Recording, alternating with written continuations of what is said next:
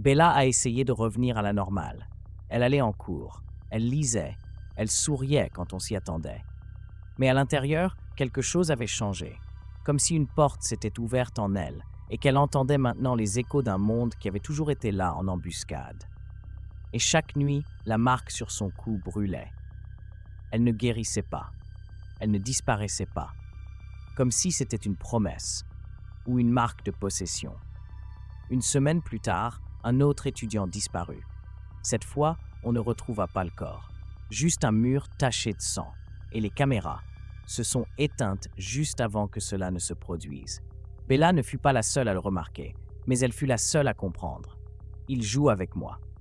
Elle décida de fuir, pas par lâcheté, mais parce qu'elle ne voulait pas apporter la mort à ceux qu'elle aimait. Elle quitta son appartement, sans prévenir personne. Elle partit vers le nord, sans destination précise, un sac sur l'épaule et un mot en tête, Forks. Elle ne savait pas pourquoi, seulement que quelque chose en elle l'appelait là-bas. Un souvenir d'enfance, une intuition, comme si la réponse se trouvait dans cette ville de pluie éternelle et de forêts profondes. Mais elle n'y arriva pas. Dans les montagnes de l'Oregon, sous une épaisse tempête, sa voiture dérapa et sortit de la route. Elle se cogna la tête. Elle se réveilla dans une cabane en bois. Et devant elle, avec une expression tendue, comme si elle ne savait pas si elle devait l'embrasser ou fuir, se trouvait Alice Cullen. « Je savais que tu mourrais si je ne te trouvais pas, » dit-elle. Bella cligna des yeux, étourdie. « Alice !» La vampire acquiesça, avec un léger sourire. « Tu es prise dans quelque chose de bien plus grand que tu ne le penses, et personne ne peut t'aider, sauf moi. » Bella se redressa lentement. « Pourquoi maintenant? Pourquoi toi ?» Alice baissa les yeux. « Parce que j'ai vu une possibilité, une vision qui n'aurait jamais dû exister. J'ai vu une Bella Swan sans Edward, sans nous, sans protection, et j'ai vu que tu survivais. » Bella fronça les sourcils. « Je survivais? Oui, mais pas comme humaine. » Le silence s'épaissit. Bella sentit son cœur s'accélérer. « Tu veux dire que, je ne veux pas le dire, mais quelqu'un d'autre, oui. » Et alors Alice la regarda droit dans les yeux. « Quelqu'un t'a marqué. Pas pour te tuer, pour te transformer. » Bella se rappela les yeux rouges, la voix, la marque. « Qui ?» Alice ne répondit pas. Mais son visage se durcit. « Il y a un clan en Europe, un qui fait des expériences, qui suit certaines lignées humaines dotées d'un potentiel spécial, du sang ancien, très ancien. Qu'est-ce que ça a à voir avec moi? Toi, Bella, tu n'es pas une simple humaine. » Et à ce moment-là, une nouvelle image apparut dans l'esprit de Bella. Elle-même, debout au-dessus d'une ville sombre, les yeux rouges flamboyants, entourés d'ombres qui la vénéraient.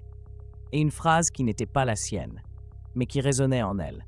Le pouvoir ne se choisit pas, il se transmet.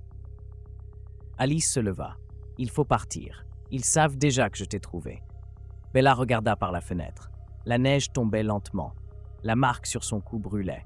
Et quelque chose en elle, quelque chose de pas tout à fait humain, s'éveilla. Il était peut-être déjà trop tard pour faire marche arrière. Peut-être qu'en l'absence de Forks, d'Edward, de l'histoire qui aurait dû être, cette Bella Swan était destinée à devenir autre chose. Et cette fois, elle ne fuirait pas. Cette fois, elle se battrait. Lorsque ses parents se sont séparés, sa mère Renée a décidé de rester à Phoenix, et Charlie, comme toujours, n'a pas insisté. Bella a terminé le lycée sous le soleil de l'Arizona, étudiant la littérature, sortant peu, lisant beaucoup. Sa vie était tranquille. Presque trop.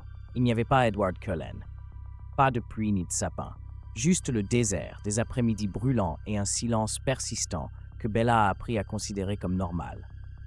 L'université l'a menée à Santa Fe. Un petit campus, un programme d'écriture créative et enfin, une vie indépendante. Elle a commencé à se sentir bien dans sa routine.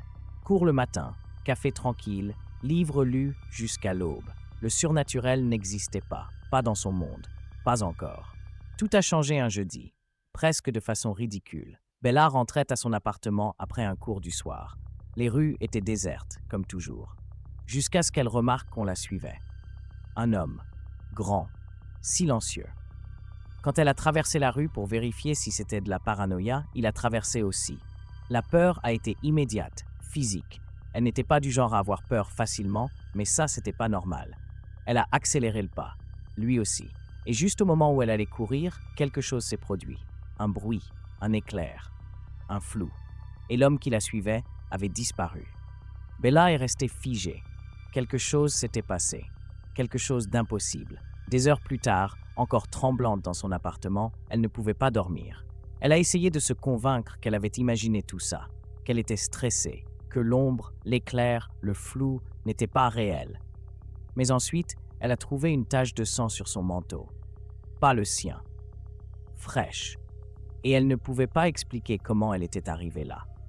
Le lendemain, tout est devenu encore plus étrange. Les professeurs semblaient distraits. Il y avait des murmures à l'université sur un animal sauvage aperçu dans les environs. Une étudiante disparue, des patrouilles de police supplémentaires. Et au milieu de tout cela, Bella se sentait observée. 2 jours plus tard, ça s'est reproduit. Une silhouette au bout de la rue, trop grande, trop immobile.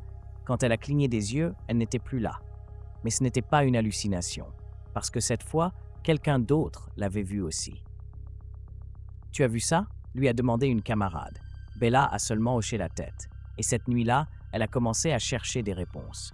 Elle a passé des heures sur Internet, histoires de disparitions inexpliquées, corps retrouvés sans une goutte de sang, récits anciens, et un mot qui revenait sans cesse, déguisé en mythe, vampire. Bella ne voulait pas y croire. Mais au fond d'elle, elle savait déjà. La nuit où tout a explosé, il pleuvait à Santa Fe. Chose rare. Bella était sortie chercher son amie Jen, qui ne répondait pas au téléphone. Elle l'a trouvée en périphérie du campus, seule, immobile, avec une silhouette devant elle, pâle, souriante, les yeux rouges comme du feu liquide. « Bonjour Bella », dit le vampire sans bouger. « Enfin, je te trouve. » Elle n'a pas répondu. Elle n'a même pas crié. Elle a juste couru. Mais la silhouette est apparue devant elle en un souffle. « N'aie pas peur. Je ne veux pas que tu meures. Pas encore. » Sa voix était douce, presque tendre. « Qui es-tu » Alleta Bella. Un message, un appât, un avertissement. Et alors elle a compris. Elle n'était pas un accident. Elle était une cible. Quelque chose en elle attirait ces créatures. Et sans les Cullen, sans loup, sans personne. Elle était seule. Quand elle s'est réveillée, c'était dans son lit. Jen était en vie. Elle ne se souvenait de rien. Tout semblait n'avoir été qu'un mauvais rêve. Mais dans le miroir, Bella a vu quelque chose qui n'était pas là avant. Une marque. Petite, comme une éraflure à la base de son cou, et un murmure qui ne cessait de résonner dans sa tête. « Nous nous reverrons bientôt, Isabella Swan. » Et ainsi, dans une ville où il n'aurait jamais dû rien se passer. Bella Swan est devenue une partie d'un monde qu'elle n'avait pas cherché, sans aide, sans alliés, avec seulement son esprit, son instinct et la certitude que le pire ne faisait que commencer.